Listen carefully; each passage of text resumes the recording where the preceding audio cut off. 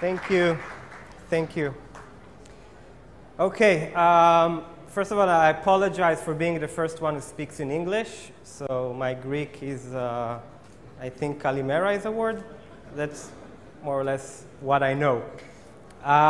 So today I wanted to talk to you about the difference in why it matters. Now, when I entered here, I saw more than 80 sponsors and security vendors, all of them basically saying all kind of interesting marketing claims. Security is a fabric, one step ahead, the power of the platform, SIEM for every size, all kind of claims that when you go talk to them, it appears that they're the only solution or vendor that can solve all of the cyber problems. Now, I wanted to give you some sort of a pragmatic approach on how you, that going to those conferences, evaluating technologies, can filter the real things through the marketing fluff. There's a saying here by William Edwards Deming that basically says, look, we trust you, we trust God, but all the rest, if you want to prove what you're saying, you got to bring data, quantitative, qualitative data. So when you want to evaluate security products, when you want to evaluate security vendors, there are three things that are top importance. The first one being uncompromised security, meaning the vendor should have solution with uncompromised security. It should support in its architecture an ability to enforce its security on different platforms, for example, cloud, mobile, Internet of Things, industrial control, etc. And it should do it with a unified management that has operational efficiency. But when we look at those three core elements, there's one thing that rises above all, which is the core of the vendor DNA, and it is commitment to customer success. Meaning, we are security vendors, we want your business, but in the end, it's not just about money. We want you to succeed. So what does it mean, commitment to customer success? What does it mean when you're talking about from the approach of the security vendor? So the first thing is the right focus. When I say the right focus, I mean the ability to have the right focus on the resources to provide you the best technologies. So this is an example from a company that I work for, Check Point Software Technologies. We have 1,337 R&D engineers, which is 31% of our employees. When you look at our competitors in this space, you see that other vendors do not quite invest that much in their headcount. Now, one might say, okay, for example, the green vendor has 50%, less than 50% of Check Point. Maybe they're more efficient. So you gotta also have the right approach and to make sure that your R&D is doing what they're doing. But if you think about it, if you're a customer and you know that we have $1 to invest, like the security vendor has $1 to invest, would you rather we invest it in a billboard in an airport or to hire more R&D engineers? So this is something that to think about. The other element is the right philosophy. And the right philosophy, I believe, in threats is to focus on the prevention and not necessarily remediation, not necessarily how to respond to a breach once it occurred. So you have to invest most of the effort in preventing the threat, in preventing the breach to ever happening in the first place. So an example of some of our prevention technologies that you can see in our booth and you can see in the workshop tomorrow is our award-winning threat extraction, which basically proactively removes all threats when you have documents and images entering your network, whether it's through email or through web. When you look at other solutions in the market that also claim to provide prevention, it's not really prevention. If you look at that specific vendor, It says, it's a bit fuzzy, Wildfire then generates signatures to recognize the newly discovered malware and makes the latest signature globally available every 5 minutes. What it means is that it lets the first malware traverse the gateway. It does sandboxing in the background, and only after it tells you that you've been breached and you've been screwed, basically, and now you can do some incident response. It reminds me a little bit of the following video. Do something. Oh, I'm not a security guard. I'm a security monitor. I only notify people if there's a robbery.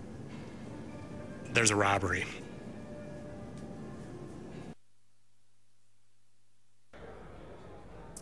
Yeah, so something like that.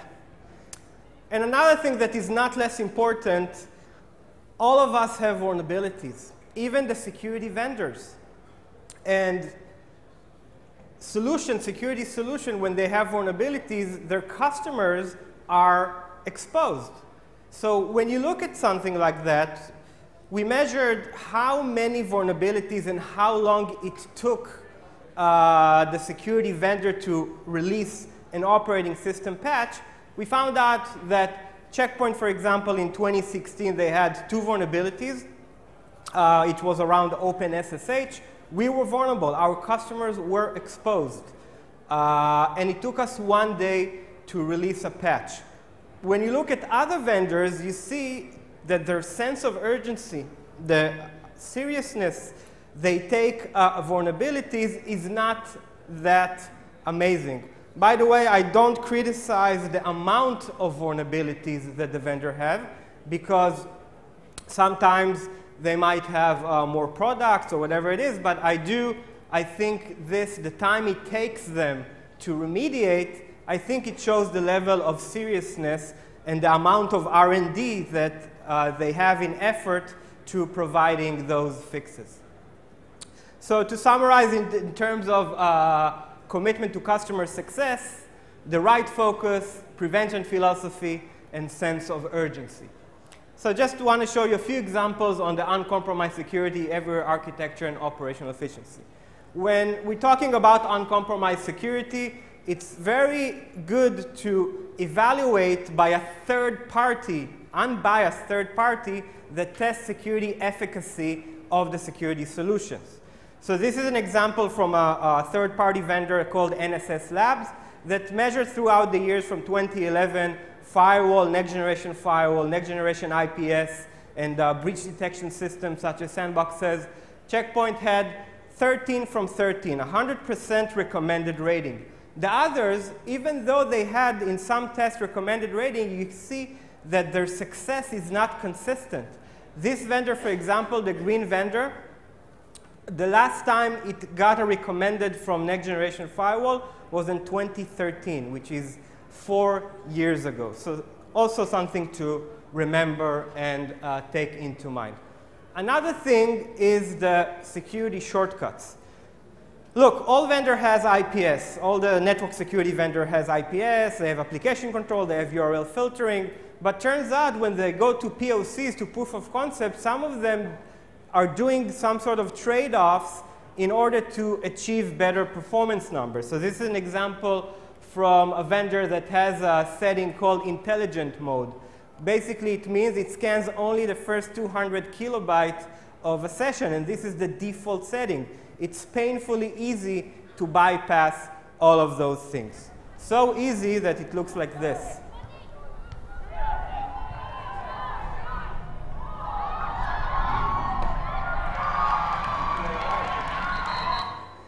So for your sake, when you're evaluating network security products, I recommend you to download this white paper, and it gives you the best practices on how to configure the devices according to the vendor itself, best practices of security, and basically to have a level playing field in an apples-to-apples test. Another thing is something that is called the checkbox syndrome. Sometimes when people get audited, they have compliance, they say, OK, I will take the cheapest solution that can offer me firewall, IPS, application control, sandboxing, and I got all the checkbox checked.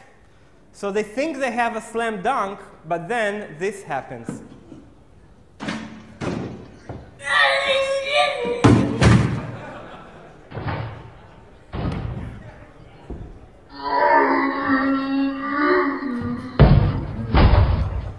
I promise you that no animals were hurt in the making of this video. So I just wanted to share with you something, one of the NSS tests that was conducted, the next generation firewall in 2016. Those were the catch rate of Check Point according to years. So you can see like 100% in all of them, a little bit like this.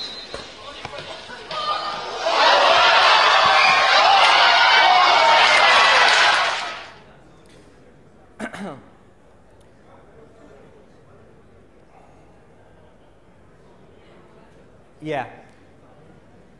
But when you look at the other vendor grades, it looks more or less pretty good. Like if I see it as grades, like look for example at 1, 2, 3, 4, the fourth vendor. It had 99.5, 100%, 94.3, and 100%. I wouldn't mind to get a report card from my daughter with those grades. Looks more or less pretty good. Even the second one, that's also a sponsor, 95.6, 97.5, 83, 74.2. Again, pretty good, more or less the same. But when you look at it like this, meaning the number of exploits that each solution missed, it looks a little bit different. All of a sudden, when you look at the second vendor, it missed 87 exploits out of 1,999 exploits. That means 87 different ways to enter your networks. Also us, we missed 3, and we also always try to improve. But that also puts in perspective the checkbox syndrome and how important it is to have the best security efficacy. Now you might ask yourself, why is that? In the end, IPS is signatures, and it provides the efficacy of whatever it is, if it's a signature by Snort, if it's a signature by whatever technology. So remember that I showed you that we had 1,337 R&Ds? So this is what we do. We write protections. We provide protection that best protect our customers. When you compare it to other vendors in the industry, you see the difference. You see the amount of threats, the CVEs that we protect compared to the other vendors, and it puts things in perspective to get better protection. Just a few more examples of everywhere architecture.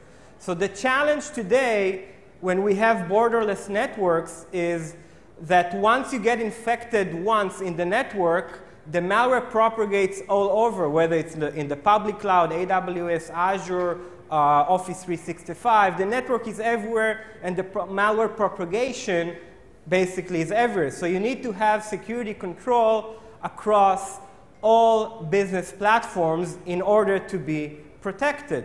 And the challenge is to have those, to have one vendor, 2 vendors, the least amount of vendors that can provide protection to all of those platforms. And when you look at it and compare it to other vendors in the industry, you see the importance of having software, like a software-defined architecture. And with Check Point, when you're talking about the cloud, all of the sudden vendors that has ASICs or Cavium processors, it doesn't exist in the cloud. So they have no advantage. All of our acceleration techniques, all of our enhancements are software-based. So it gives us the very easy portability to move this technology to other platforms such as cloud, IoT, etc.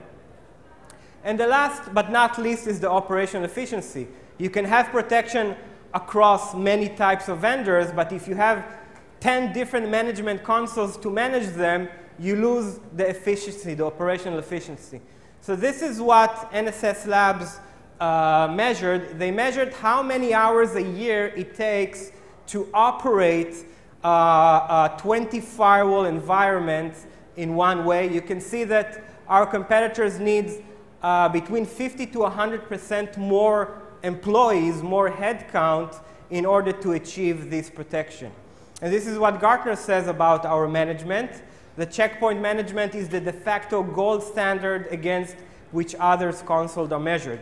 Just to show you one image that shows it in perspective, this is the one. From a single pane of glass, you can control security in users, devices, applications, data. You can enforce the security policy on your gateways, on your mobile devices, on your public cloud, and on your private cloud, all from a single unified security rule base. So to summarize, this is the difference. The difference is the investment in R&D. Basically, I showed you and I proved you what we do with this advantage, and it translates into uncompromised security, everywhere architecture, operational efficiency, and above all, it provides commitment to your success across all of our product line. So I hope that summarized and give you some equipment to know to differentiate the marketing fluff from the real facts. Thank you very much.